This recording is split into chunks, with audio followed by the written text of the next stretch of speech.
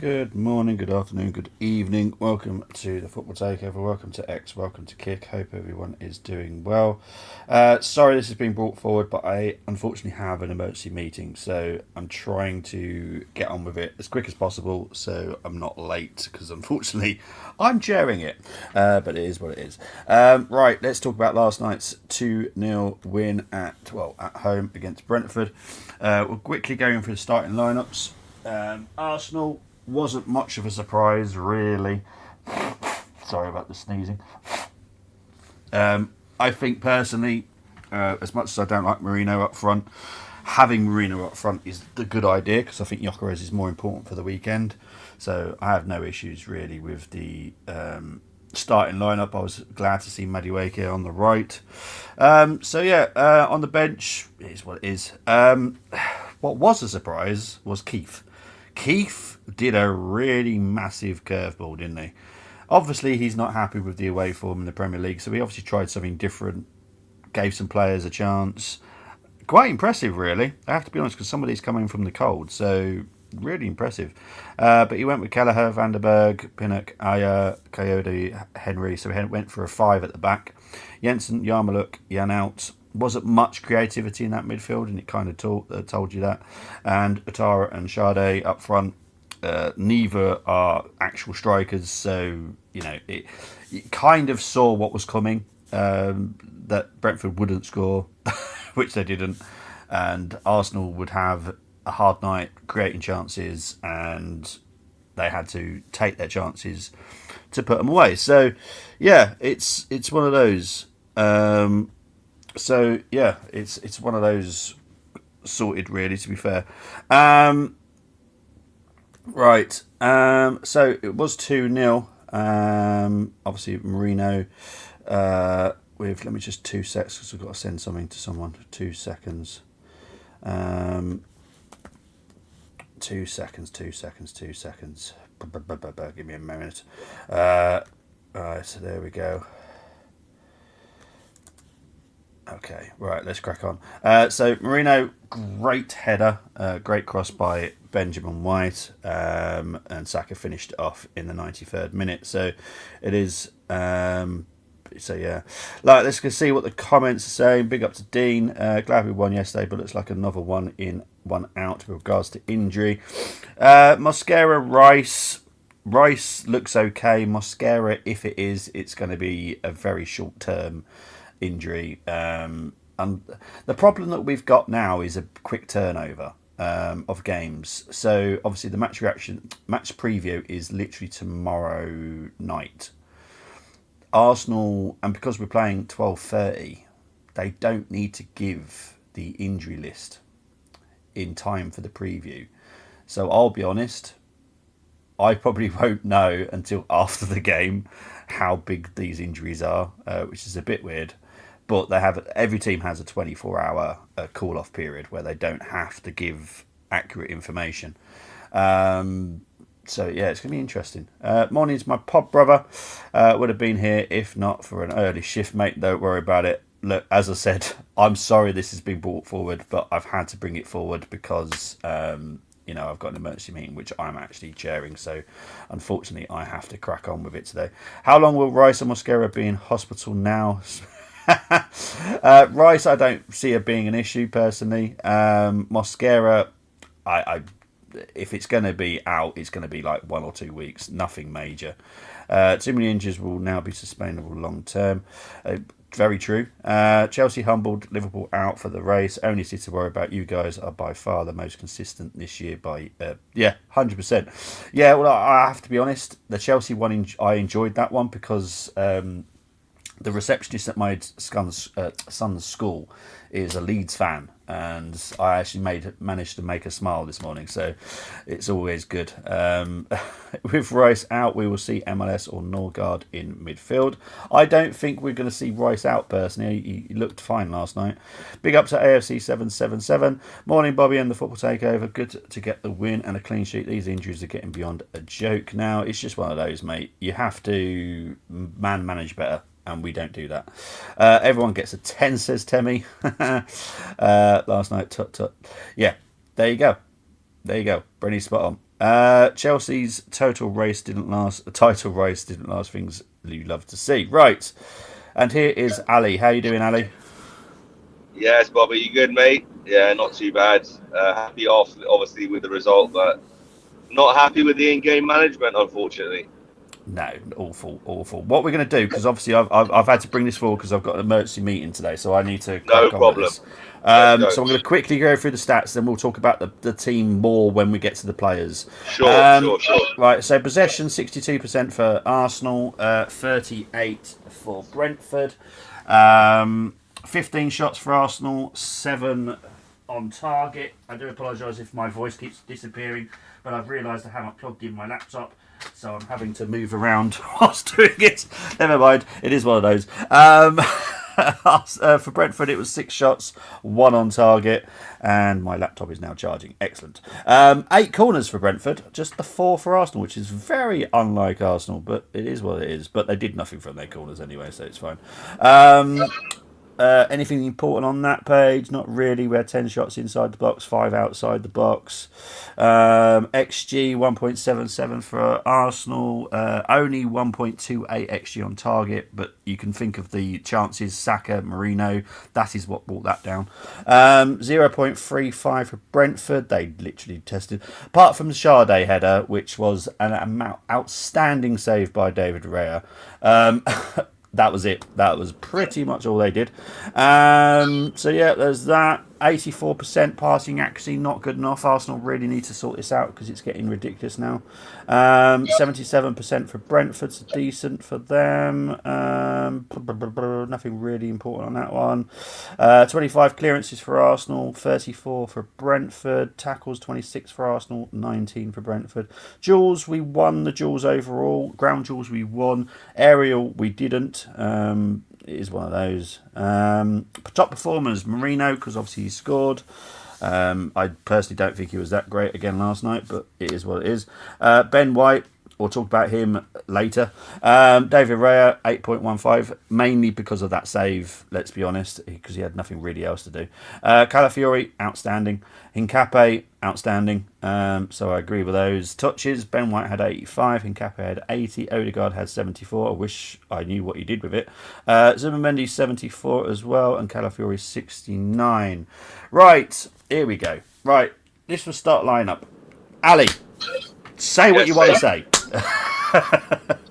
Yeah, so basically, obviously, happy with the lineup. I'm glad we went strong. We were discussing, Brenny, you and I were discussing potentially switching things around in a little bit more of a heavy way. Yeah, And the teams that we had in from the viewers suggested that. But I'm glad he done that. So he gets a tick in that box, does Mikel Arteta. But his in-game management after the 50th, 60th minute, I just didn't understand what he was trying to do. Obviously, Brentford started the second half really well. yeah, And to nullify, and I think Geek said this last night in the group chat on a voice note as well. I think Brenny might have. Certainly did. Um, if you want to prevent these muscular injuries from occurring week in, week out, especially the way we play football, yeah, why not just listen? Marino done his job again, 50 minutes, 60 minutes. Give him a round of applause. He got his goal again. Nice little. He plays in little moments. Nice little through ball here and there. Doesn't do much for 10, 15 minutes and does it again. He's run himself into the ground for this football club this season. yeah. Up front. What? Victor Gyökeres is not fit to play 25, 30 minutes of football? Is he managing his minutes and he hasn't had any minutes? So I'm kind of confused. Because of that, our midfield comes under more stress, as so does our defence.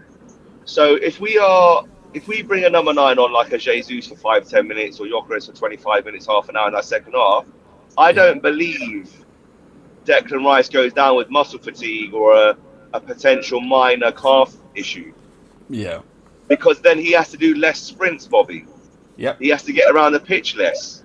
yep, So those extra 5, 10, 15 seconds of recovery on the pitch are going to stop you fatiguing, cramping, and potentially pulling a muscle. yep. And that's what Mikel Arteta is now getting wrong, and he has been getting it wrong for the past 3 seasons. Now, Correct. this season, you do not have any excuses with regards to, um, oh, our squad's not big enough. Yeah. So you've got your Norgards, you've got Miles Lewis Skelly, who's itching to play in midfield, from what I understand, from the outside looking in. He's come through the academy as a 6/8. Yeah. So why are we not giving him 5-10 minutes? Why is Declan Rice having to play 97 minutes all season long? Yeah. It doesn't make sense to me. The game's done. You're 2-0 up through not last night, but over the season, Yeah. and he's still playing until the end.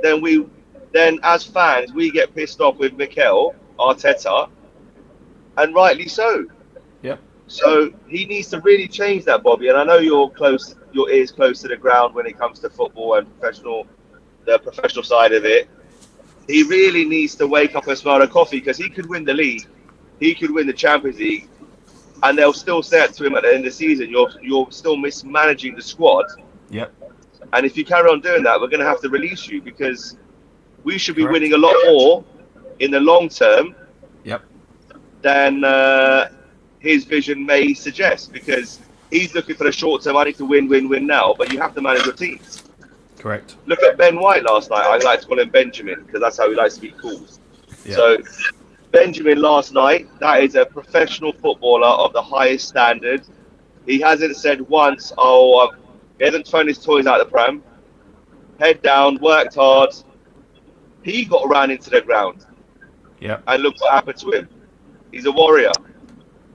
Kai Havertz, love him, hate him, in the middle. He got ran into the ground. Yeah. Bukayo Saka, same. Hamstring operation, knee operation. So he's not learning. He needs to learn that very, very quickly, because the Christmas period is coming up, and we don't need Declan Rice to play 96 minutes of every single game when you've got someone like Norgard on the bench. Correct. Over to you, my man. Mate, I'm total agreement. And I've just checked. So currently Mosquera is going to be out for about 1 to 2 weeks. Which is fine. Declan Rice is a doubt. Injury? It's because obviously this is so early. Obviously, it's literally the game last night. For some reason, he's already out till mid-December, which surprised me. It's already come out, and currently Declan Rice is just a doubt for Saturday's game. Yeah. So obviously this may change. It probably will change by tomorrow's preview. But I've just thought I'd check just to see if it's updated, but it has. So yeah, but this is the thing, Bobby. So impact injuries, knee injuries. No problem. It is what it is. You jump, you sprain your ankle. That's not Arteta's headache. What can he do about that? It's unfortunate. Saliba, when he's playing it, right? Correct. But the muscular stuff and the muscle fatiguing stuff, your players are going into the red zone. You can manage that better, Mikel Arteta. You're a good 100%. manager.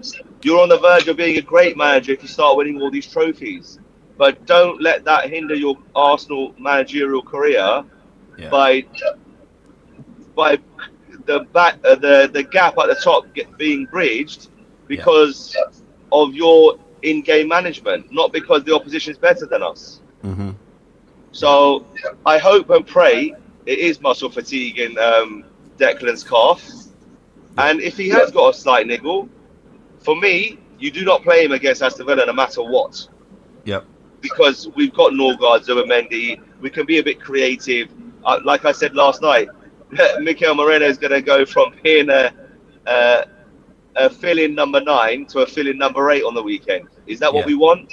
No, as Arsenal fans, no, we don't. Yeah. He's not dynamic enough and explosive enough against a team like Aston Villa. Yep. So all these things, you could have took him off, but you're panicking and worrying at 1-0. I get it as a manager. Declan Rice gets around the box, he's going to intercept the ball. Yep. But you bought Norgard, you've got to trust him. Yep. Whenever he was fit for Brentford, he was playing. Yeah, exactly. He's a Premier League proven football player. Indeed. He's the reason Brentford finished top 10, if I'm not mistaken, last season. Yep. So, come on. Easily one of the best players at Brentford, yeah. He's an international football player. Plays for Denmark, if I'm not mistaken. Yes. So what are we doing? I don't So, know. and then we've also got the likes of Calafiori. Like, he's managing Calafiori better. He's Yeah. managing Timber a little bit better. So why Yeah. not do that with Declan Rice? Why not do that with Saliba? Why not do that with Big Gabby when you know he's coming back from a major surgery as well? Yeah. So it's Mikel. It's nothing to do with international duty. Gabby was getting run into the ground at the beginning of this season after a major op. Saka's going the same way. Lucky Madueke's back. Yeah. So that's where we're at. I agree, mate. I agree.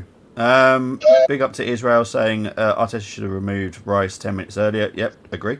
There's no other way else can say it. Big up to Demi saying, ask, is there friction between Saka and Gyökeres? No, Saka's got some issues at the moment off the field. It's yeah, it's there's definitely nothing between Gyökeres and Saka. We will talk about this at the end of the season. I'll be a little more clearer because I just want Arsenal just to concentrate on what's going on. I want the fans to concentrate on what's on the pitch. I'll talk about stuff at the end of the season if it needs to be talked about. Yeah. Arteta doesn't trust Norgard, MLS, Ethan. We all know about the Highlanders. We've been saying it. He's doing it again. He's screwing them up once again. Norgard, look, there is literally nothing wrong with Norgard. People don't like him. They're even saying he's a bad signing. How can you say he's a bad signing when we're not picking him? It's not got nothing to do with the quality. We've seen how good he is. He scored against us twice over the how many years? Exactly. He's not a bad player, for God's sake. Listen, he's a breaker of light. He breaks play. Yeah. That's what his job is. So Exactly. what's Declan Rice do? Instead of Exactly. a Norgard bombing up and down the pitch, he's just going to sit in front of that back two, and then he's going to just destroy. That's his job. Exactly. Intercept, pass it to Declan Rice. Intercept, pass it to Zubomendi. That's his job.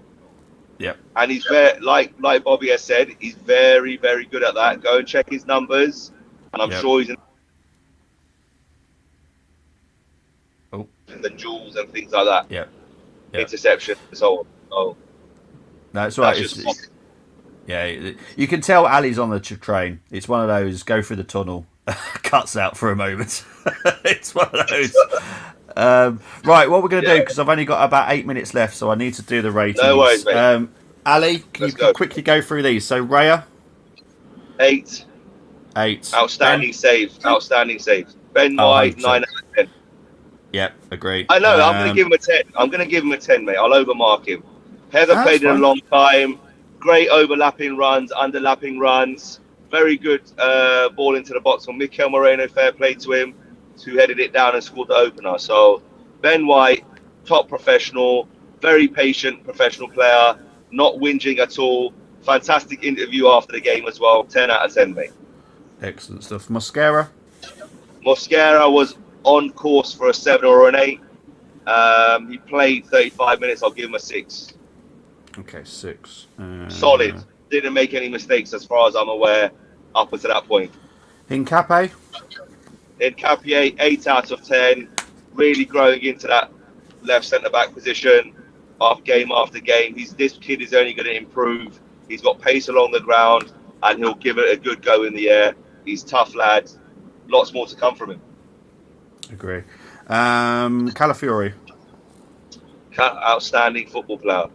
Now we're seeing the best of Calafiori this season. I'll give him an 8 out of 10. Clean sheet. Yep. Up and down that pitch. Zubomendi controlled the game, not in one of his best games, but in terms of holding the ball when he could, distributing it when he could, 7 out of 10. Excellent stuff. Declan, 8 out of 10. 8 out of 10. There's more in the tank. Well, there's nothing left in his tank. He's got his calves fatigued. But 8 out of 10. Dominated that midfield with his power running, interceptions. Solid. Odegaard. Ooh. Be honest, mate. 6 out of 10. Yeah. 6 out of 10. He's coming back from injury. Let's hope he started like this when he came back earlier in the season after his shoulder injury. and then Yeah. he played like this for 3-4 games, and then all of a sudden against Newcastle and then Olympia, I don't know who it was. Was it Olympiacos or someone in the Could Champions have League? been. Yeah. He had a really good couple of games. So I'm hoping he will have that tonic on at Villa Park, because Yeah. we're going to need him this weekend for sure to be a lot sharper than that. And 100%. please forget the sideways passing. Yeah. Let's be aggressive against Aston Villa. Yeah. Madueke. None, 7 out of 10. Nice Yeah. little flick around the back of the body to get Ben Yeah. White on the overlap. Yep. Great first half, okay second half. Again, coming back from injury, so I understand. Good management, taking him off after an hour, no Yeah. problems. 70 minutes, good management. But What about Martinelli? Martinelli, oh god, 5, 6 out of 10. I expect a lot more from him. Defensively, done his duties. Offensively, pretty much non-existent. Again, coming back from injury, but we expect a little bit more from him, especially now his GA has gone up this season, but I don't think his performances overall have improved, if that makes sense. Yeah, I agree. So I'm going to give him a 6. No, that's fine. Marino. Mikel Marino, I'll give him a 7, just purely because he got the opening goal, and he does link up play in certain parts of the game, in phases of the game. And listen, he's always going to try hard, isn't he? Yeah. He's never one to throw his arms up in the air, Bobby. He's going to get on with it, head down. He's another true professional. He may not be R9, he may not be Henry, I say it all the time, but Mikel Moreno is doing his own little thing. 30 GA, I think it's this calendar year. 28, 30 GA, international football, Premier League football, Champions League club football. So you got to give him credit where it's due. He's not a striker. He's overachieving that position, but he's getting marked down because he's not doing enough as a 9. Yes, exactly. But so his ability to be there at the right time is amazing, and that's amazing. What impresses me about him. Other than that, I'm not interested. No, exactly. And he's got a decent first touch as well, but he's just a little bit too slow with everything that he does. Yes. So that's where the frustration comes in. Oh, 100%. Right, Timber, because obviously he came on the 44th Timber, minute. solid, professional, 7 out of 10. Came on at half time, basically. Yeah. Eze, I want more from this kid. I know the reason I'm marking him down is because I expect so much more from him. So I'm going to give him 6, because I expect more. Excellent stuff. Saka, listen, I hope whatever's going on in his personal life, he gets it sorted, and whatever's happening, thoughts and prayers go with him, whatever is going on. But hopefully, young man, please, Bukayo, stay locked in as best as you can. Number 1 for yourself, and number 2 for the fans, because you winning us that Premier League title, I'm getting goosebumps saying it. It's going to be a massive thing for him and the fan base. I'll give him a 7 out of 10 for scoring the goal. I'm going to mark him down to a 6. Yeah, that will be my final mark on him for missing that sitter. Yes. Oh, actually, I'm going to give Mikel Marino a 6, Bobby, as well, for missing that sitter as well. It was the same thing. Yes, so 6 out of 10 for both of those. Yeah, and can all Arsenal fans listen to this? Please don't listen to what the commentators said. Or maybe there's something on that side of the pitch. No, they finished poorly. Our pitches are well known for being the best in the world, so go and get knotted.